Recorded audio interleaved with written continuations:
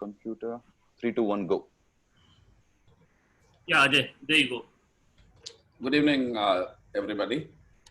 Actually, from the introduction which Russell gave, I have seen that there are people from India, Qatar, UAE, Australia, and I'm so happy to meet you all. Especially, from different time zones, you found this time to share my experience. So I'm really happy. As Russell said, I live in Qatar last 15 years. I'm from a small village in Kanyakumari district of India.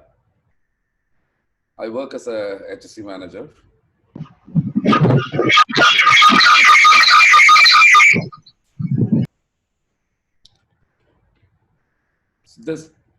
In my journey of photography, actually I started my photography in 2011 with a Nikon D5000 camera. And ever since I started my photography passion, it went on like crazy. And I started doing wildlife photography, especially in birds. In 2013, I photographed the Milky Way first time, and I was amazed to see the Milky Way. I did my first time lapse of Milky Way in 2015. That time there was not much guides to teach us astrophotography, like say at least even for Milky Way. But those days the familiar thing was star trails. Later then, people nowadays, everybody is shooting Milky Way, and Milky Way has become a popular subject in astrophotography, especially the wide field astrophotography. So in this session, we will cover, astrophotography, especially I'll show you my images, what I have taken. And I will give the technical details, how I have shot, and what are the equipments. And I'll give you some of the basic requirements and how to shoot some of the basic targets with the available gears, what you have. Maybe I because this is a photographer's group, I know that everybody will be having a camera and a tripod, and at least one lens, either wide angle or telescopic. So with these things, how we can do astrophotography. So this is how the session will be. I hope, I think we have done with this. So if we ask what is astrophotography, I will say that every photographer who has a camera have at least have become an astrophotographer once, because nobody will stop shooting moon. So astrophotography is the photography of any celestial objects, or like any occurrences, or any the events, celestial events, like solar eclipse, lunar eclipse, or planets opposition, or northern lights, anything like that. So any photographer who have shot at least a moon is called as a astrophotographer. So to define astrophotography is the photography of any celestial bodies, or celestial events, or any deep space objects. Okay, so now we have a very short time for 1 hour. I think it is for 1 hour session. So we will make the things little faster. So here, basic requirements for astrophotography. So when we say astrophotography, especially into when we say deep space, we would be thinking that we can photograph the deep space images or the planets only from an well-equipped observatory. Even I was in a notion like that before I have started astrophotography. But when I started astrophotography, I was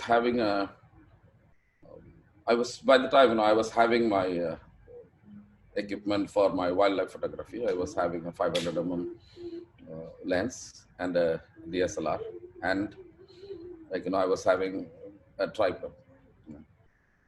So how we can shoot some celestial objects through using these gears, we will be covering that.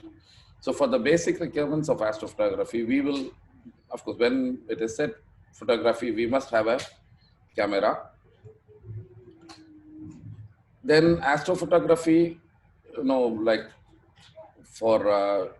based on the subject which you are shooting, if it is a closer subject or a farther subject, or if you are going for a wide field or telescopic, based on that we will be requiring our optics, either a telescope or a lens. Then of course, when here we have shooting always in the night sky, so we need a stable hand. So for that we will be using a sturdy mount. Sturdy in the sense it has to withstand the weather conditions, like wind, so that it will hold your camera and the lens or the telescope stronger. So we will be discussing about whether it is a tripod or a tracking mount in the coming sessions. Next thing, what I will say is passion to shoot. Passion to shoot means when I was doing wildlife photography, I used to shoot when I go for a trip, I shoot 64 GB, 128 GB, maybe 2-3 memory cards full of data. And of course, when I come back, I will be choosing either 10 to 15 photographs from the whole trip, and rest everything will be left in the memory card or in our back devices. And these images are will be kept doing nothing, and but here, and the time taken for doing a wildlife, any kind of photography, if you say landscape or people or wildlife, whatever, the shutter click, it is the image comes from a shutter click, immediately after. Maybe if it is if you're going for a long exposure, maybe our cameras will be having a 30-second exposure. Maybe we'll go for that. Or people who have done some more longer exposures, maybe have exposed for 1 minute with ND filters. But here in deep space astrophotography, we will be requiring to sit for longer nights. And maybe one of my recent images which I am shooting is called a Helix Nebula. It's been 1 month I'm shooting now. I'm taking photographs. Still, I have not completed the image. I have already acquired 12 hours of data. And maybe I will be needing another 20 hours of data to finish that image. So it means that if you are working on full time, it is really hard to keep up this, because you will be sitting for longer nights for one image. That maybe your imaging session will go up to weeks or even months, based on your weather conditions, based on your seeing, and based on the visibility of the target. Okay. So you need a lot of passion and lot of patience to see the result of one image. Then planning, in the section planning, actually when you start doing a photography, like any kind of photography, we will be doing all these plannings, where to go, how to go, what time you have to be there in the field, what kind of camera you need, what lens you need, where to focus, all these things, including the weather conditions. Same like people who are doing, like landscape or even our people photography. We go out, shoot in the daytime, early in the morning, either in the uh, golden light or in the blue hour, we shoot. Similar to that, in astrophotography, one main thing which has to be seen is, or which has been planned earlier is the cloud cover. You have to check proper weather reports before going out to shoot any targets. Either it is a Milky Way or a planet or a deep space image. So for that, you have to have some weather applications, which will give you the intensity of the cloud cover in your area. And above hand of that, you need to know the light pollution, how the light pollution is in your area. If it is, the light pollution is high, then you have to move on to a darker site, which will be called in the scale of Bortle. It is BORTLE. So this Bortle scale determines your light pollution intensity. Say Bortle scale 1 is a darker area, and Bortle scale 9 is the brightest area, brightest sky, you can say. So here, usually our suburban areas, like our villages and towns, will be having a Bortle scale of 4, 5 in our country, and people who reside in cities are having a Bortle scale of 9, same like how I shoot from Doha. So based on the brightness of the sky, or based on the sky magnitude or the Bortle scale, you have to choose your equipment. If you have a basic equipment, then you have to move on to a darker site. Or if you have more advanced, very dedicated astronomy gears, astrophotographic gears, then it is possible to shoot from the city lights also. That means like from the brightest sky, because I am doing all my photography nowadays from Bortle scale 9. That means from the brightest sky, where I can see only like 2 or 3 stars and maybe the planets, like all the planets and moon and 2 or 3 stars. So I shoot from a condition like that. It is possible for everybody to shoot like that from Bortle scale 9 if you're investing on good equipment. Or if you have a basic, then we can go for, you have to go to the darker locations. Okay. Second thing is where, the wind. Prefer to go to shoot on day with, less wind, less humidity, because humidity will affect your image, because there will be atmospheric turbulence when when the humidity in the atmosphere is high. So when the humidity is high, better to avoid imaging. So all these things will come inside the planning session. The next one will be like, how to shoot, how to photograph, like, and what kind of cameras. When we said cameras, there are people who are photographing deep space or planets through using DSLR and even dedicated astrophotography cameras.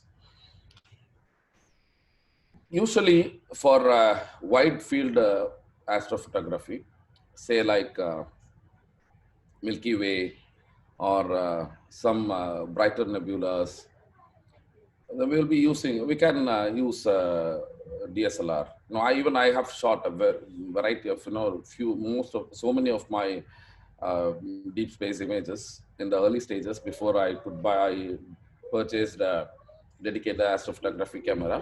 I shot with a stock DSLR. No, I didn't modify anything. I didn't do any modifications in my camera, but it is better to have a modified astrophotography camera. Say like we can modify a DSLR by removing the IR block filter. There are better. Please don't do any modifications by yourself. There are professionals. There are professional shops who are doing the modifications by removing the IR block filter in the camera, which is just in front of the sensor. They will be adding some band pass filters in front of the sensor, which allows only the particular bandwidth of light which to pass through the sensor. Then the images which you take will be exposed more than 30 seconds usually, for 1 minute, 2 minutes, maybe 3 minutes. I usually do my recent imaging session with like 10 minutes of exposure. And there are people who are shooting for 30 minutes of exposure. It's like one image will be of 30 minutes of exposure. So it's very long exposure. So when you do long exposures, your camera sensors sensitivity, like the charge inside the sensor there is a possibility to burn your sensor. So it is better, don't do very long exposures with your DSLR. Now, we can do photography with DSLR. I will tell you in the coming sessions.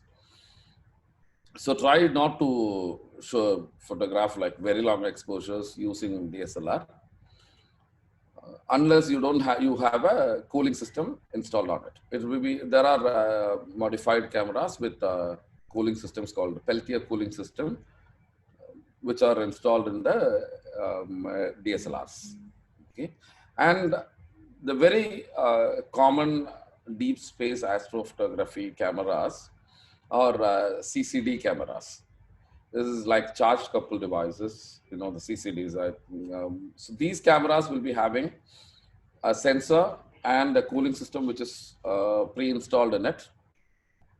And this pre-installed cooling system will be cooling your sensor and keeping the temperature of your sensor down better than my camera. It depends on each camera manufacturer. The camera which I have can reduce a 45-degree temperature from the ambience. If the ambient temperature is 40 degree, my camera sensor can cool up to -5 degree. So that kind of cameras, you can have cameras like that. So CCD cameras are made, and now CMOS cameras have entered in the astrophotography market, like for past few years. So depending on the target, whether it is wide field or deep sky.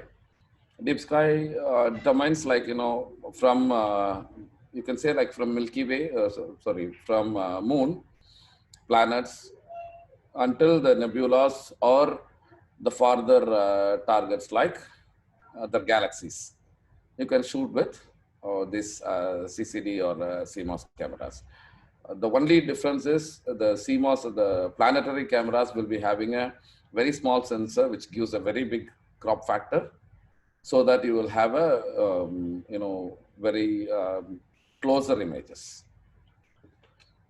So now the next main thing which we need is a tripod, which will allow you to shoot a image without any shake, camera shake. But one thing is when you're using a tripod, you have the limitation of exposing, like the other things, the the guider or a tracker or a equatorial mount or a German, it's a German equatorial mount. So either this tracker or a equatorial mount will be, will give you more versatility. When you're using a tripod, you can expose only until when you get a trail in your star.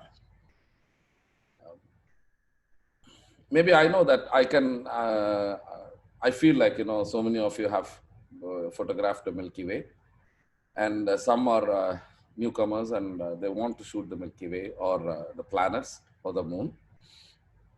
So for them, there is a rule for shooting, the thumb rule for shooting Milky Way. That is one is the selection of the aperture, the shutter speed. That is the exposure length. So for that, we have a thumb rule called 500th rule. So above this rule, you will be getting a trail in your stars. So to avoid that, you can use a tracking mount. So this is a tracking mount. This particular image is showing a Ioptron brand SkyGuider Pro. Okay.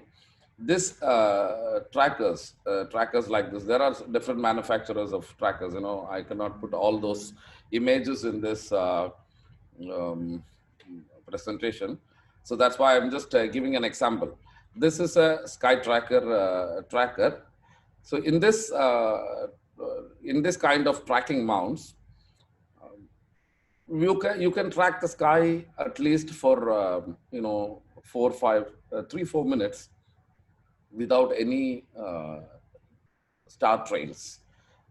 So it means it will give you a good time of exposure length, so that you can shoot, you can photograph the distant stars or nebulae or galaxies without any star trails, without affecting your image. And the next level goes to the German equatorial mounts.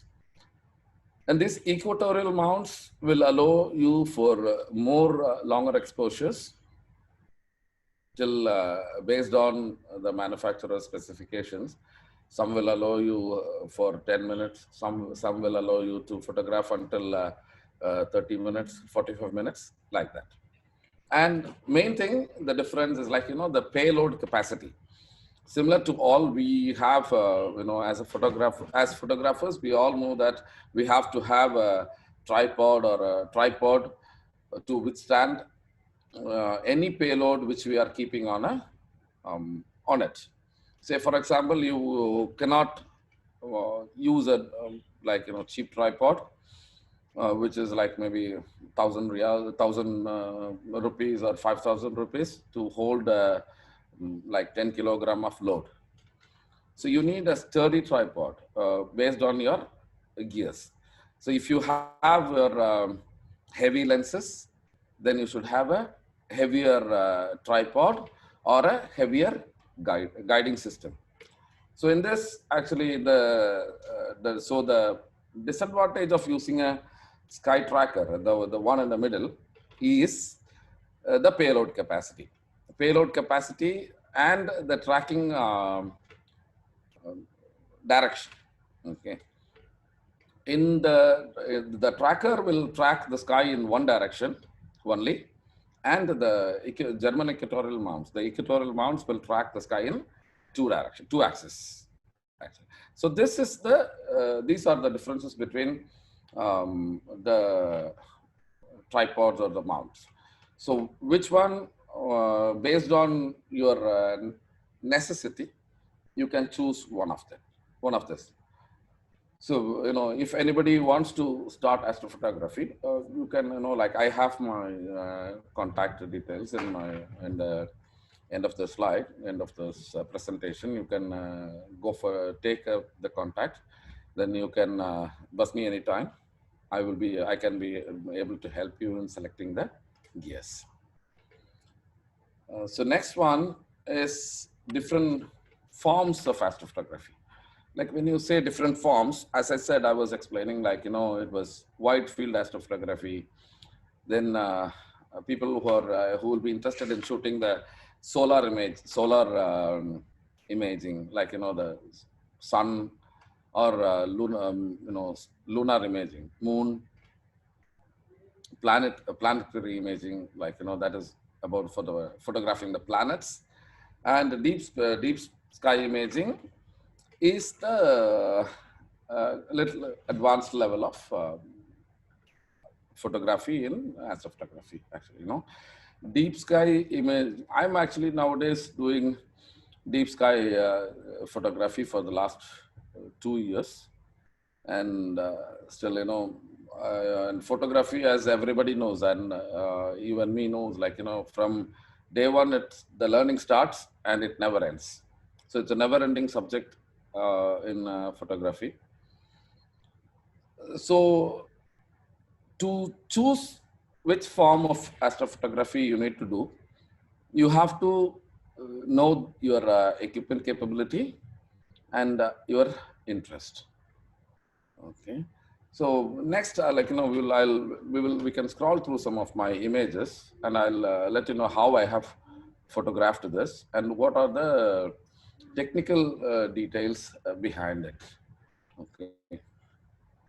So when we go as like wide field photography, so this wide field, the common thing is photographing the Milky Way. Milky Way, to photograph Milky Way, we are almost like, most of us are all from the Northern Hemisphere. And I heard Russell telling some few are from Australia. So people there in Southern Hemisphere also. So each hemispheres, like, we have a certain time when the Milky Way is visible. And most of I'm not very sure about Southern Hemisphere. Maybe like the people from Australia can comment to me, like, I can check and let you know. But in Northern Hemisphere, it is usually seen in summer. Say in Qatar, actually, it will be seen from the first week of March. So it happens, from all in Northern Hemisphere, from first to second week of March until I have photographed until November. So during this period, we can see and photograph Milky Way. When, but the angle of the Milky Way will be different.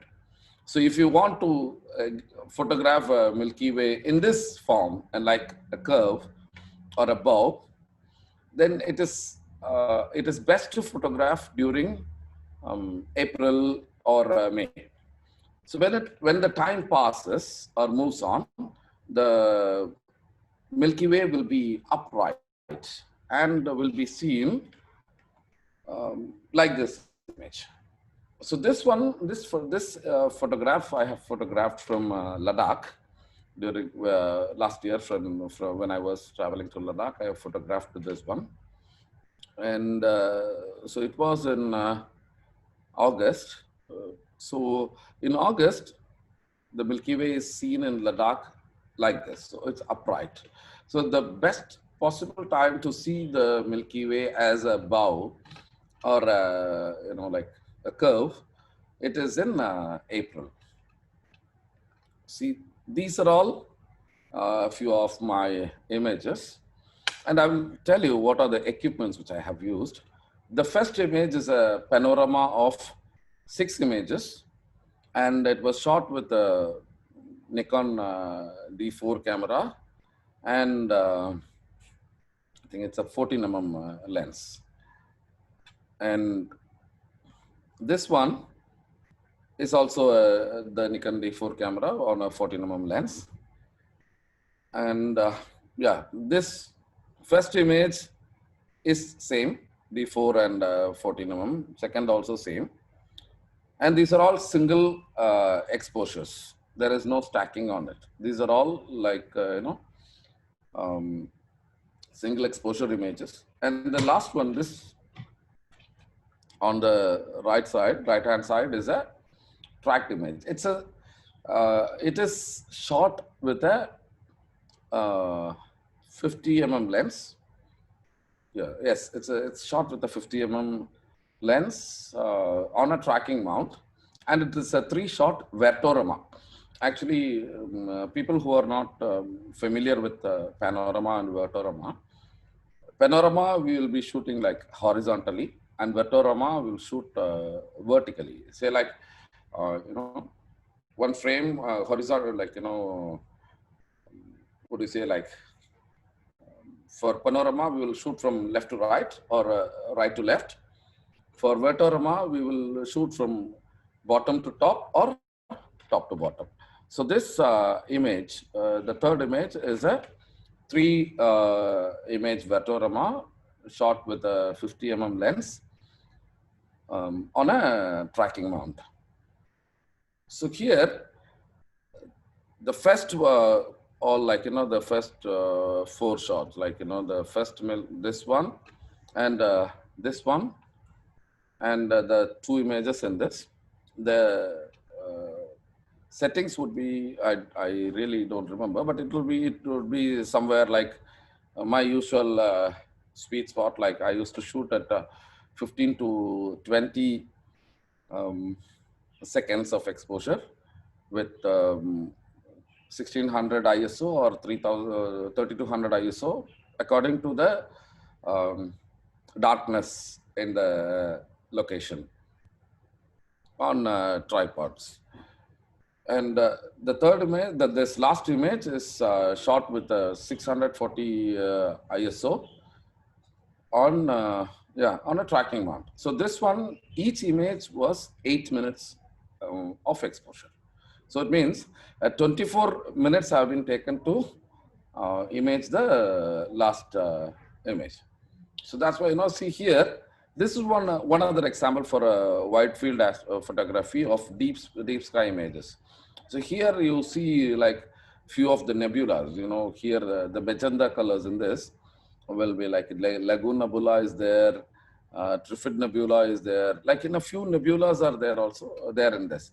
So like this, instead of 50 mm lenses, if you are using a 100 mm lens on a tracker, you can photograph a little more closer the nebulae in a wide field.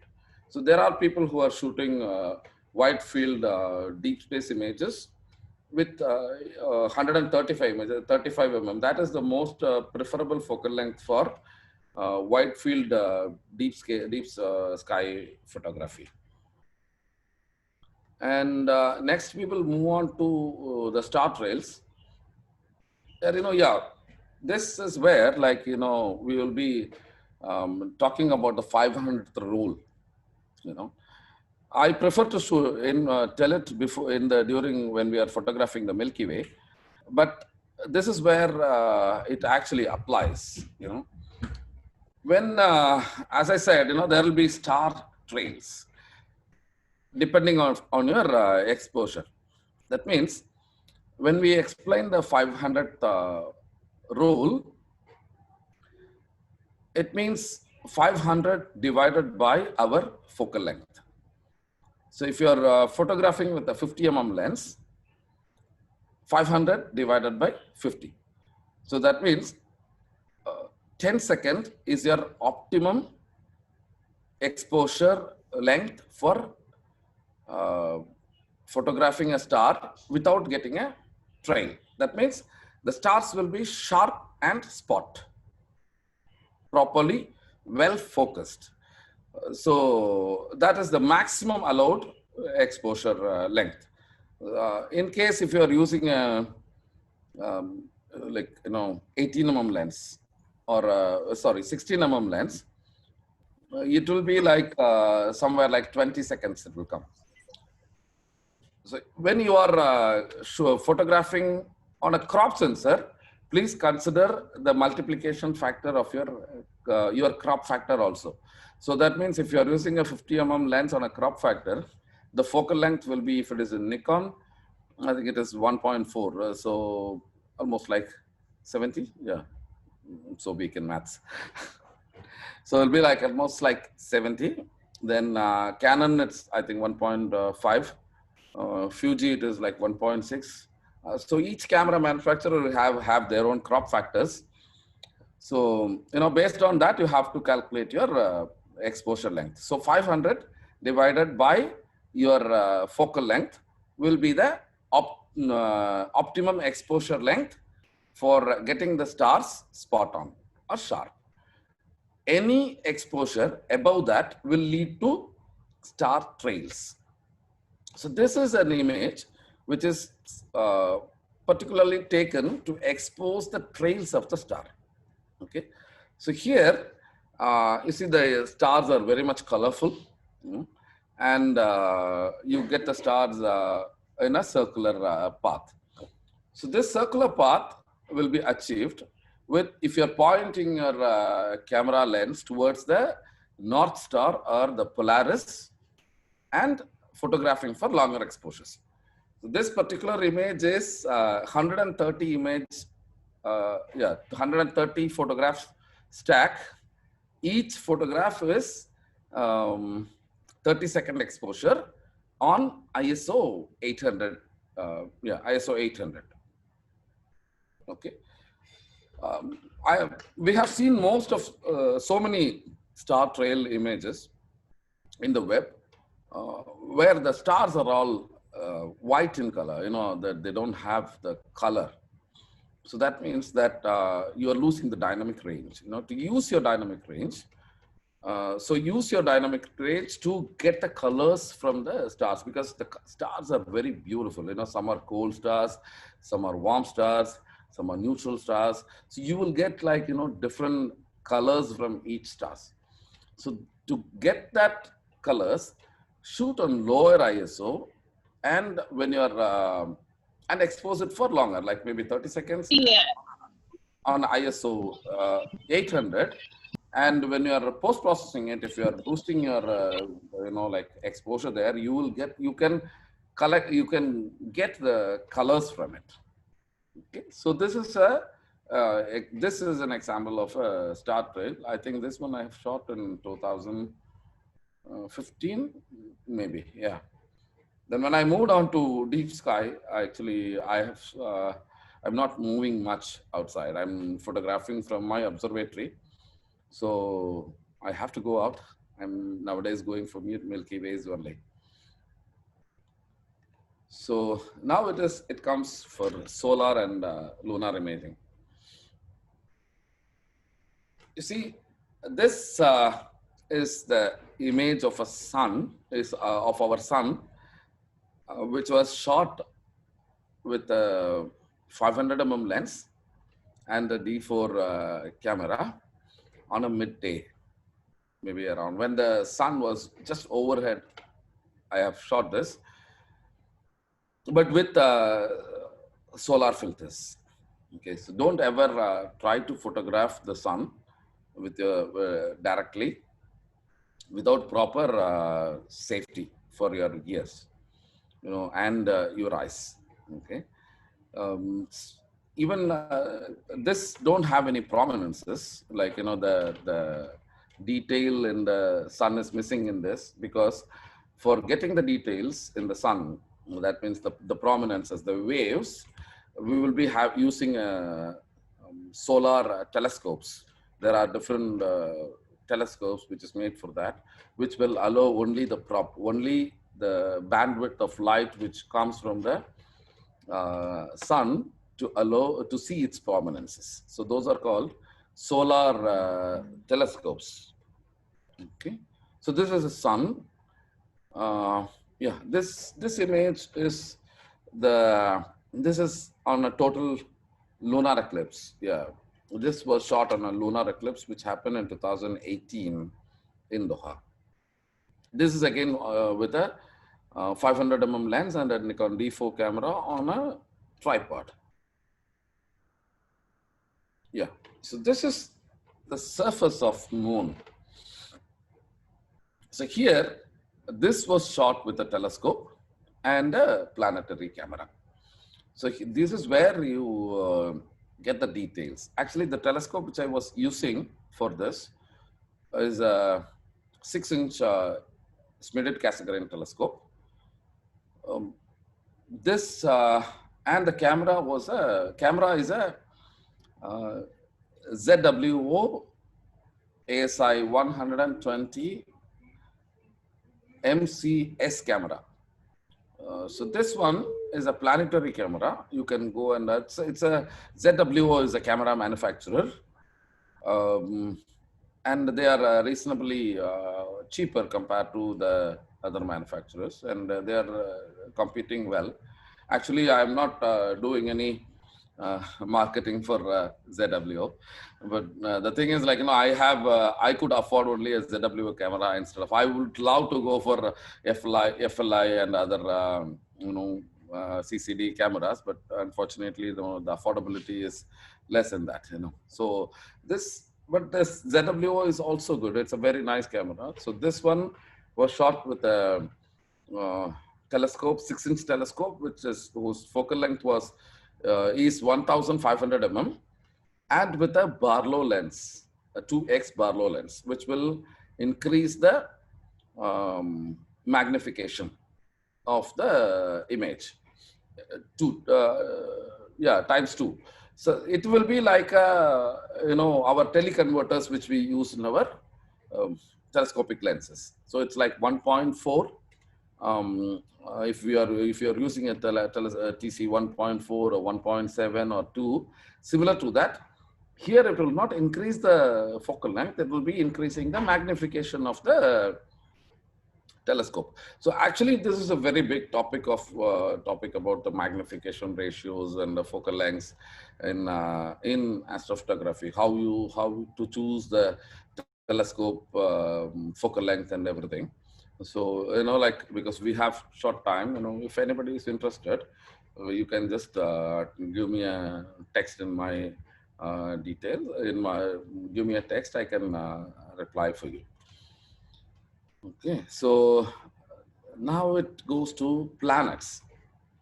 So you see, this is a image of Jupiter, which I have shot like 2-3 weeks back from my observatory. So this is again shot with a 1,500 mm focal length and a 2x magnification. Here you can see the red spot of the great red spot of Jupiter. And because my telescope is very narrow, I could get only the 2 moons in this. So on left hand side of on our left hand side, you can see the one white spot that is one of the moons, and you can see the shadow of another moon on the planet itself as a small dot, as a black spot. So that is the shadow of another moon. This was taken during the transit of the moon low. Actually, the Jupiter has 4 moons, and you could see only 2 moons here. And this also is Jupiter and 2 moons. And the second image is Mars. And this is the image of Saturn. So all these are shot with a 1,500 mm focal length telescope and a 2x Barlow lens with a planetary camera.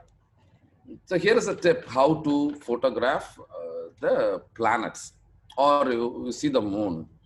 Usually when you are photographing the planets or the moon, the celestial bodies, or the planets, or whatever in the solar system, we used to do photograph one by one, and in our DSLRs. But instead of that, there is another technique which we use for planetary imaging or the lunar imaging. How we do is, you can take a short video clip. Take a short video clip, which will go to like, because without tracking mounts, you can go for like 2 or 3 seconds, like 2, 3 seconds, or maybe 5 seconds, you can go without a tracking mount.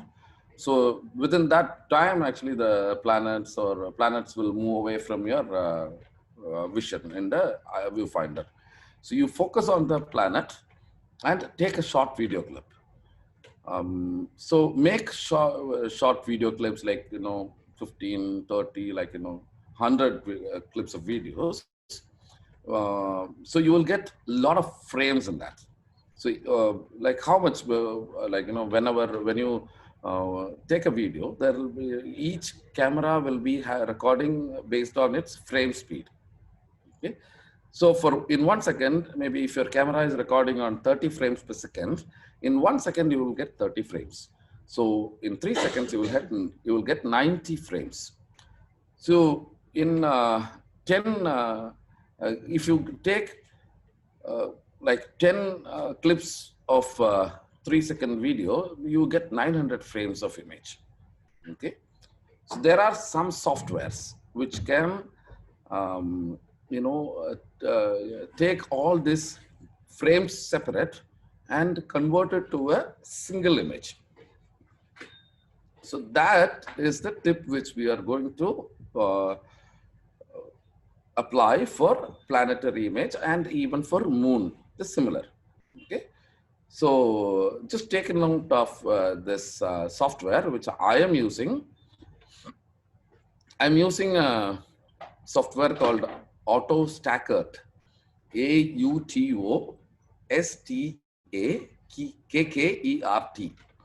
So this is a software which I'm using to combine all my planet videos. So this software is it's a freeware which you can download for Windows. Unfortunately, it's not available for Mac. As freeware. So, but if for Windows, you can get this freeware. You can get this software, download it from the internet. It's a very small software, like maybe like maybe less than 30 MB. So you can download it and you can use the software. It's very handy. Maybe like 2-3 clicks, you will get the image. Okay. But the timing, the main thing, when you photograph the planets, you should try to photograph when it is not very high up in the sky. Maybe like, in our, in layman's term, when we say like, it should be at least, 60 degrees above the horizon. Okay. So that you will not have the light pollution on the of the horizon on the planet, and your seeing will be good. And when it is close to this angle, it can be seen little bigger than when it goes up in the zenith. Okay, actually this is what I have felt. I'm not so much very expert in doing planetary images, because I don't know about this orbits. But what I feel is, when it is just above, close to the horizon, like almost like 25, 30, 40 degrees, we can see it a little bigger. Okay, so imaging during that time, it will be a very good time for planets. So use this AutoStackert to combine all your AVI images. And for your information, this AutoStackert will be converting only your AVI images. Okay, so try to shoot in AVI, stack all of them in AutoStackert. And another software, which is again a freebie, which you can download from internet. It is Registax, REGISTAX. So this software is used to. I have used this software for sharpening and reducing the noise, actually to process the pre-processing the image. Okay. Then finally, of course, you can we have our favorite software, Photoshop, to do the color correction and other final tweakings, and um, and you can post it in your social media or share it with your friends. You know, it will be nicer. So the maximum focal length, you will get the maximum bigger. So I think I'm clear. I have explained to you properly how to do the planetary imaging and the solar and lunar imaging. See, planetary and solar and lunar are similar actually. Imaging is similar, only the targets are different. But please don't do this for sun, because sun is entirely different. Sun photographing sun is a totally different subject. Solar imaging is entirely different subject. So don't ever try solar imaging with your regular cameras, because it will damage your sensor without proper filters. Don't ever try to do solar imaging. Okay, but lunar and planetary imaging is very good, very much possible with the same principle. You can take AVI clips and stack it in AutoStack and move on to Registax, do your pre-processing, and take the image to Photoshop and do your final tweakings.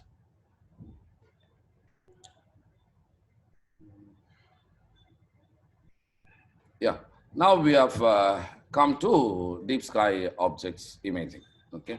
I think we are running out of time, so we will just I can explain you in a faster way. Actually, this is my equipment which is inside my observatory.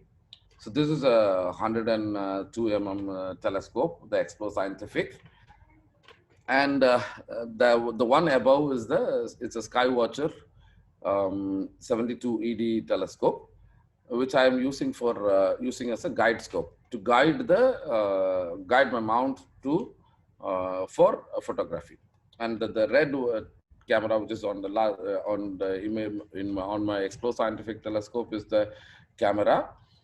And it has it's a monochrome camera with narrow band filters, and the guide camera is attached on the guide scope on the end. And my equipment is Skywatcher EQ6R Pro equatorial mount, and it is connected with all softwares. You know, I will name the softwares. Okay. So, and beforehand, as I told, you know, like we can photograph the deep sky objects even with our stock DSLRs and our available lenses. So this is a example of such an image. This is the Great Orion Nebula on the right and the Running Man Nebula on the left. This photograph is taken with a stock Nikon DSLR D4 camera and a 500 mm f4 lens placed on a tracking mount. Actually, I was having a Celestron AVX advanced VX mount. By that time, I was using that mount, and the exposures are all 30 seconds of exposure. And if I remember properly, the whole imaging session was like 3 hours from bottle 4 sky, and the result is, as you see, there is no modifications in the camera. So I don't want it to go for boost the exposures more than 30 seconds. I don't want to spoil my camera. So all the images were taken on 30 seconds, but on a equatorial mount. So this is with a stock camera. This is a one-shot color camera. Our stock cameras are. And you see, this is Pelican Nebula. This is one of my recent images. Maybe like 2 months back, I have shot this Pelican Nebula. This is taken with my current setup, which I have shown you. And this is a combination of 12 hours, 14 hours of images. from three different filters. We use like, I'm doing actually a technique called narrow band imaging, which allows you to photograph even from the city lights. So that means even from bottle 9 sky, we can take images like this and better. We can take better images when you are photographing for longer time. So this is a result of a 14 hours of imaging session. And if you are if you are photographing for 20 hours or 40 hours, this will be much more nicer. You will get more detailed image and more good image. But one thing, you have to choose the filters properly, like on which filter you need. Like this comes in planning.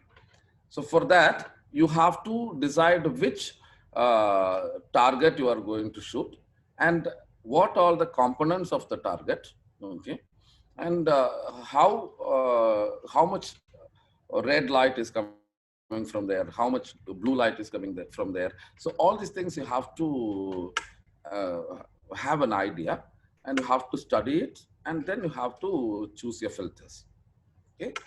Um, and This is the image of Andromeda Galaxy. And this was again shot with my stock Nikon DSLR, the Nikon D4, on on the same 500 mm lens. The exposure length is almost 2 hours, okay, on an AVX mount. And this is a pinwheel. This is Pinwheel Galaxy. I think the Pinwheel Galaxy is 11.5 million light years. I think so, similar like that from Earth. And this is Triangulum Galaxy. And again, these two photographs are shot using a Nikon D4 with 500 mm lens on equatorial mounts. But all these images were shot from bottle 4 skies. Yeah, this is the Horsehead Nebula. This image, it took me like 8 hours to shoot this image from bottle 4 sky. Yeah, again, but this is actually a narrow band image. So here I have used hydrogen alpha filter and oxygen filter. And I have used a technique of called HOO, that means hydrogen, oxygen, oxygen, instead of red, green, and blue in the RGB channels. So you image certain amount of pictures with hydrogen alpha filter, some with oxygen filters, and you can substitute the hydrogen for red channel, oxygen for blue and green channels. So this is another, actually it's a different topic of how to create HOO image, or there is another called SHO, that is the Hubble's palette imaging.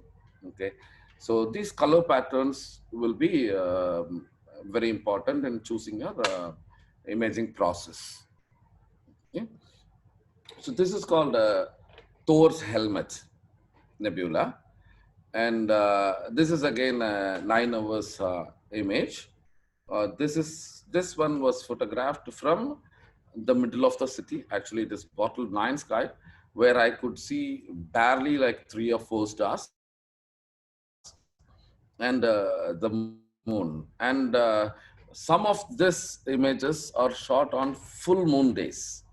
Okay, but for this I have used the narrow band imaging with my telescope setup, which I have shown you. Okay. And you see, for all these things, there is something called sequencing. There are some sequencing softwares to photograph. There are some plate solving softwares which will keep your image in the same position, like for today, tomorrow, and day after tomorrow. Even if you're shooting for 1 year, the plate solving technique will keep your images in the same place. So if you're using the plate solving techniques and photographing, even today you can take the same frame And next year also you can take the same frame and you can combine all this data together to get one beautiful image. Okay, like that. So there is another. So this is called a plate solving technique, and yeah, this is Eastern Whale Nebula. This one was shot for 12 hours, and it is also a HOO imaging system, and shot with the same with the same setup from the middle of the city. Yeah, this is another called Western Whale Nebula. This one is 14 hours of imaging. And in this image, I have added a field flattener, or you say like field flattener and a focal reducer. Actually, my telescope is a 714 telescope, and adding a focal reducer is reducing the focal length. So this is a wide field image, which was shot in 500, it is 499 focal length. So that means from using a 500 lens, you can shoot like this, but when you should go to a darker place. But from city, this is not possible without a narrowband filters. And this is called the Monkey Head Nebula. This is again from Bottle 9 sky. That means from the middle of the city with my 714 telescope and hydrogen and oxygen filters. Yeah, this is a Pac-Man Nebula. Okay, this is also photographed using my same setup with a Explore Scientific 102 telescope, and yeah, I was using an Orion 50 telescope as a guide scope to guide my telescope, so that I will not get star trails when I am photographing for longer exposure. Okay? So the camera which I was using for guiding is called it's an Orion Starshoot, and yeah, this is a SHO image. Okay, so this is called a Hubble palette imaging. Here I have used 3 filters: sulfur, oxygen, and hydrogen. So hydrogen alpha filter, sulfur filter, and oxygen filter. So here, sulfur will be substituted for red, hydrogen for green, and oxygen for blue. So this is called the SHO palette system. That is the Hubble's palette system. Okay, now this is called this is a Rosette Nebula. This is again photographed in a SHO format from using my existing telescope system from a Bottle 4 sky. This is actually this image was for I think only for 4 hours. Yeah. This is the Eagle Nebula, but this one was photographed from my observatory at home in from Bottle 9 sky. That means like from city lights, and this is of 12 hours of imaging. I mostly prefer to shoot like 12 hours of imaging because, you know, like when I'm using 3 filters, every day I could photograph only for 4 hours. So I will be photographing like for my convenience, one day 4 hours, the next day, and the third day for each 4 hours, 4 hours each day. So that for 3 days I'll be shooting, working on one image if the seeing conditions are okay. Otherwise, I will maybe like some images you can go for. Sometimes I use shoot for 1 hour, 2 hours, and maybe next day there will be cloudy or the weather is not okay. So you will postpone it to the next day. So for all these conditions, the plate solving will be allowing you to shoot a similar frame. So this is a Swan Nebula or the Omega Nebula. So this is also, this is a HOO image.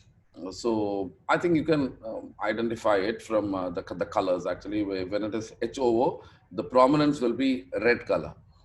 Because the hydrogen alpha signals will be more and in most of the nebulae, and so that's why, you know, like you will get hydrogen alpha signals, and that colors will be prominent because hydrogen alpha will be substituted for red. So this is again 8-hour image, 8-hour session actually for this. This is Crescent Nebula. This is also a similar HO image, but this is for, I think, 12 hours with my same setup. This is a Trifid Nebula. Usually, you know, like when we are photographing with a one-shot color, that means a color sensor. Our DSLRs are color sensors. For that, you see, when we are using that, those color sensors, we will be getting a magenta and a blue color in this Trifid Nebula. But when you are shooting a narrow band, you will not be like, you know, based on the palette which we are using, like whether it is HOO or SHO, the colors will vary. Actually, this is a HOO image. Yeah. So now we'll end up with the session. See here, the main thing actually I have missed to tell is about guiding. Okay, when you're photographing deep sky images, uh, deep sky targets, you will be using a technique called guiding. So this guiding will allow you to keep your telescope in track with the stars, so that for longer period, you know, for some of all our mounts are capable, all our tracking mounts are capable to track up to maybe like 3 minutes or 5 minutes, or based on the manufacturer specifications. Some expensive mounts can track longer when it is expensive, and the system will allow you to keep tracking for longer period. If it is, but you know, the guiding system will allow you to reduce the expense, so that you add a additional telescope for guiding and a guiding camera, so that you don't want very expensive tracking mounts. Instead of that, you will use a guiding setup. Okay, so I think like, you know, we'll wind up this session. Maybe we can go for the question answer session. Russell,